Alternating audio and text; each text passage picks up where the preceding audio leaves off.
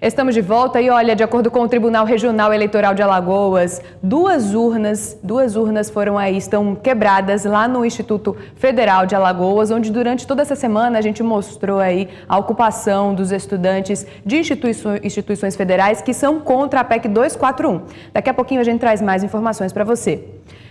E o candidato Cícero Almeida, do PMDB, chegou ao Yacht Clube Pajuçara antes mesmo dos portões serem abertos. Depois de votar, ele conversou com a imprensa sobre as expectativas para este segundo turno das eleições aqui em Maceió. Cícero Almeida, do PMDB, foi um dos primeiros a chegar aqui no Yacht Clube Pajuçara. Ele chegou antes das 8 da manhã. Os portões nem estavam abertos ainda. Logo após a abertura do local, o candidato seguiu para a sessão em que vota. Depois de votar, comemorou e falou sobre a expectativa do resultado. Eu acho que o eleitor permitiu que essa eleição fosse, na verdade, para o segundo turno, para decidir no segundo turno, entendeu? Até porque o primeiro turno não foi muito produtivo de ambos os lados. Já o segundo turno foi. Eu acredito que o eleitor já vem consciente, não precisa mais boca de urna, não precisa cabo eleitoral. Graças a Deus a gente acredita que ninguém comprou a consciência de ninguém. E agora vamos para a vitória às 17 horas. Independente do resultado, eu estou altamente feliz, cumpri minha missão, coloquei meu nome à disposição da população, não tenho dificuldades em falar com o meu povo, ando e estou de cabeça erguida, como vocês estão vendo aqui. A partir de segunda-feira volto às minhas atividades profissionais. Então, a missão cumprida. Voltamos ao estúdio. Muito obrigada, Sabrina. Olha, a falta de infraestrutura e a poluição preocupam pescadores e marisqueiros. Este é mais um desafio para o prefeito que foi eleito. A água suja desse córrego vai direto para a Lagoa Mundaú. O lixo que é colocado ao lado acaba caindo dentro do canal, poluindo ainda mais o lugar. No encontro do esgoto com a lagoa, a quantidade de lixo assusta. Quem vive da pesca lamenta os prejuízos. Esse lixo, quando chove, vem todo para dentro da lagoa, que nem você está vendo aí a situação. Quem olha esse visual até pensa que o lugar não tem problemas, mas é preciso fazer muita coisa para ajudar a natureza. Se houvesse um programa de educação ambiental, as marisqueiras que comercializam sururu, elas iam ter um cuidado melhor com a higienização, com a forma de trabalhar, até para preservar a própria lagoa. A cada dia a orla lagunar é invadida. Ao invés de barracos de lona, construções de alvenaria começam a ocupar um terreno público. Como não existe nenhum tipo de fiscalização na orla lagunar, um número de barracas como esta aqui só aumenta. As pessoas que moram aqui vivem sem água encanada, sem saneamento básico e a energia elétrica vem através das gambiarras. São vários problemas que precisam ser resolvidos pelo próximo prefeito. Quem vive do sururu também reclama da falta de um local digno para as vendas. Tem nos outros cantos, mas aqui em Maceió não tem mais não. Cadê o defesa das marisqueiras? Acabaram. Outro desafio para o novo prefeito é o Riacho do Salgadinho, que há décadas sofre com a poluição e aparece no topo da lista quando o assunto é problema ambiental aqui em Maceió. Esgoto e todo tipo de lixo.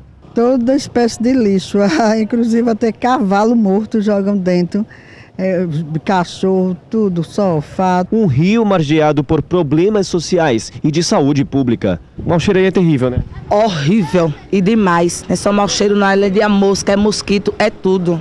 O descaso serpenteia em direção ao mar e passa em frente ao Ministério Público. Ali ao fundo é onde o Riacho do Reginaldo passa a se chamar Riacho do Salgadinho. Neste ponto é onde o leito ganha volume ao receber a água do Riacho do Sapo. E logo à frente, já perto da foz, ele ainda recebe a água do Riacho do Gulandim. A poluição, o assoreamento, o crescimento desordenado e o desmatamento contribuíram ao longo de décadas para a morte do leito. A nascente entre os bairros da Santa Lúcia e Jardim Petrópolis secou, mas o maior problema ambiental de Maceió ainda tem jeito. Existem meios, certo? Agora tem que se somar esforços, né? Quando eu falo somar esforços, eu entendo que os órgãos ambientais que atuam na capital Maceió, que tem uma secretaria, e o órgão estadual, que tem também responsabilidade, deveriam somar, deveriam ter uma agenda comum para esse tema, certo? E trabalhar ele. Uma tarefa cara, difícil e sem previsão. Há algum projeto parecido nesse sentido? Não, no estado não, tá certo? Eu não sei se a prefeitura está tratando disso, tá? Porque as agendas são separadas, hoje elas estão separadas. Nesse tema não se colocou uma agenda onde houvesse o sincronismo da coisa. Uma tarefa cara, difícil, mas extremamente necessária. E olha, no primeiro turno, o número de abstenções e de votos nulos e brancos aqui na capital foi surpreendente. Neste segundo turno, com apenas 2 candidatos a prefeito, a previsão é de que esses índices sejam ainda maiores. Em Maceió, o número de indecisos surpreende. Eu acho que o pessoal está querendo mais votar em branco porque devido a política não está muito correta. Seria um protesto? Com certeza. A abstenção no primeiro turno destas eleições foi maior que a registrada em 2012. Os faltosos representaram cerca de 17% do eleitorado. No pleito passado, foram 8,5% de ausentes. De acordo com o TRE, cerca de 99 mil eleitores não foram votar na capital alagoana. Esse número, somado aos votos brancos e nulos, chega a um pouco mais de 150 mil. O que ultrapassa a quantidade de votos do segundo colocado. O número de votos brancos representou quase 4%, já os nulos, cerca de 8,5%. Eles sempre oferecem as mesmas coisas, a propaganda é sempre um discutindo com o outro, um sempre ofendendo o outro, mostrando o que o outro não fez e sempre continua na mesma coisa. Eu volto a conversar com o jornalista Arnaldo Ferreira e agora nós estamos aqui com o cientista político Ranulfo Paranhos. Ranulfo, bom dia para você, Arnaldo. Bom dia. Ranulfo, essa quantidade de votos nulos, votos brancos, abstenções, isso é um protesto do eleitor? Pode ser, né? Há uma possibilidade de que isso seja um protesto. Agora, é bom lembrar que no primeiro turno, se você tem 20% de abstenção, ou seja, de não comparecimento, ou de abstenção mais voto branco e voto nulo, há uma probabilidade de que esse número aumente no segundo turno, dado que o eleitor tem menos incentivo. Então imagine que o seu candidato, aquele que você votou no primeiro turno, não foi para o segundo turno. Então você perde parte dos incentivos. E se o dia tiver de sol, talvez você opte por ir à praia ao invés de ir votar. Então aumenta a probabilidade de que aumente, mas também eu não acredito que chegue aos 30%. Hoje o dia está nublado. Bom dia, Começou chovendo, inclusive. Começou a chover, então tá bom. Se tivesse sol, ainda poderíamos correr esse risco. Certo. Mas já dá para a gente mensurar o perfil do que foi do primeiro turno, o perfil do eleitor de Maceió? Bom, o eleitor de Maceió é um perfil do eleitor brasileiro, ele reproduz o perfil do eleitor brasileiro, o chamado eleitor médio. O que é o eleitor médio? É aquele indivíduo que ele não está na linha da pobreza, mas ele também não está na classe A, então ele tem um emprego médio e ele tem uma dificuldade de fazer economia, então ele sobrevive do salário. Ele é casado, está na faixa acima dos 25 até os 45 anos de idade, tem filho, ele segue uma vida normal. Esse é o chamado eleitor médio. É o eleitor médio também que não está predisposto a grandes mudanças. Ou seja, aquilo que a gente já está conversando aqui há tanto tempo, ou que as pesquisa na academia tem mostrado, pesquisa de marketing tem mostrado, que fazer uma campanha muito radical, quer seja para a esquerda ou quer seja para a direita, ela não traz voto, ou ela tem uma dificuldade maior. Essa é a nossa visão da academia, né? Mas a gente percebe que os candidatos, eles apostam na periferia, vamos dizer, não é nem tanto no eleitor médio, é naquele eleitor do Jacintinho, do Benedito Bentes, das Grotas. Esse eleitor, ele está mais propenso a mudar. Então, o que é que a pesquisa também descobre? Qual é o eleitor que apresenta a maior probabilidade de mudança de voto? É esse eleitor com esse perfil que você está dizendo. Eu posso convencer com mais facilidade aquele eleitor da periferia, diferente de você tentar convencer um eleitor que está bem empregado, que está pagando o seu carro, que está com o carro quitado, aquele indivíduo que está estável economicamente, que tem uma vida muito mais estabilizada. Ele vai dizer, eu não dependo de você para a minha vida mudar. A cidade talvez dependa, andar nas ruas dependa, mas eu pessoalmente não. Enquanto que o indivíduo que está na grota, que está na periferia, ele depende um pouco mais. Ele pode acreditar o voto, a probabilidade ou a possibilidade de que ele vai depender do prefeito. Aí vai valer o discurso. Aí vai valer o discurso, ele vai dizer, o candidato esteve aqui, me prometeu isso, se em algum momento eu precisar, eu posso voltar lá e cobrar porque ele prometeu aqui. Então, esse indivíduo depende mais. Se ele depende mais, ele vai racionalizar o voto, ou seja, ele vai dizer, eu vou votar naquele que me prometeu, naquele que eu acreditei mais. Nós estamos falando de candidatos majoritários, esses têm visibilidade. Agora, o senhor lembra em quem votou para vereador? A provocação. Só porque foi no começo do mês, né? A provocação vale para a Ju também. Você lembra, Ju? Lembro sim. Com o passar dos anos eu tive que ter essa consciência também, né? De que a gente também tem que escolher bem os candidatos minoritários. Dá para a gente imaginar que muitos dos que estão nos vendo nesse momento, será? Arnaldo, respondendo a sua pergunta, eu lembro. Agora, isso é um fenômeno que a gente chama de memória eleitoral. Ou seja, o eleitor ele tem uma dada dificuldade com o decorrer do tempo, quanto mais distante do dia da eleição, a probabilidade de ele esquecer em quem votou. Agora, vale uma ressalva. Você lembra qual o nome do seu último médico? Lembro. Então. A mesma importância tem que ser dada, né? É mais ou menos isso, porque a nossa vida ela não é feita só da eleição, apesar de ser muito importante a votação. A nossa vida não é feita só de política. Você vai ao médico, você vai à padaria, você vai à feira, você vai ao supermercado. Verdade. Então isso tudo conta muito. Se você não lembra muito bem o médico, agora tem um detalhe. Não lembrar o médico não impacta e não implica na política pública que vai ser feita. Então, lembrar o nome do vereador, lembrar o nome do prefeito, do deputado, é muito mais importante do que lembrar o nome do médico. Agora, eu lembro com mais facilidade dos meus deputados. Esse esquecimento é normal? Esse esquecimento é normal. É normal para o Brasil, é normal para o Nordeste, é normal para o mundo inteiro. Ranulfo, perdão, desculpa. A gente ouve hoje muitas pessoas falando essa Câmara de Vereadores não me representa, essa Assembleia Legislativa não me representa. O que isso significa? Bom, isso também é muito comum, né? Nada do que vem acontecendo hoje no Brasil nas eleições é inesperado, nada do que vem acontecendo está fora do que a gente chama da curva média dos acontecimentos. Por um motivo muito simples, normalmente o indivíduo que usa esse discurso, ele está dizendo isso porque o candidato dele, ou o conjunto daqueles candidatos que ele apostava, não foram eleitos. Então é natural você rejeitar o resultado do processo eleitoral, é natural você colocar em xeque, né, os resultados das urnas. Normalmente acontece isso. No interior você vê muito esse discurso do indivíduo que diz, mas o prefeito, todo mundo ia para o seu comício, a carreata foi enorme. Então isso é muito comum, mas de repente ele perde. Mas essa não é uma postura muito perigosa? É perigosa para as instituições. A democracia e as instituições dependem muito disso, da confiança que as pessoas depositam nas instituições. Se você tomar como referência as eleições dos Estados Unidos, o discurso mais perigoso feito até agora foi que um dos candidatos, o Donald Trump, afirmou que duvidava do resultado eleitoral, caso ele perdesse. Ou seja, só se ele perdesse. Aquilo foi um choque para as instituições, o próprio eleitorado tomou isso como algo muito temeroso. Então, as instituições e a democracia dependem da confiança dos indivíduos. Ranulfo, eu peço licença para que a gente chame aqui, Arnaldo, peço licença para você também, para que a gente chame agora o repórter Batista Filho, que continua lá no CEPA e tem mais informações para a gente. Batista, é com você. Pois é, Juliana, estamos de volta assim. Nós estamos agora no interior da escola Dom Pedro II.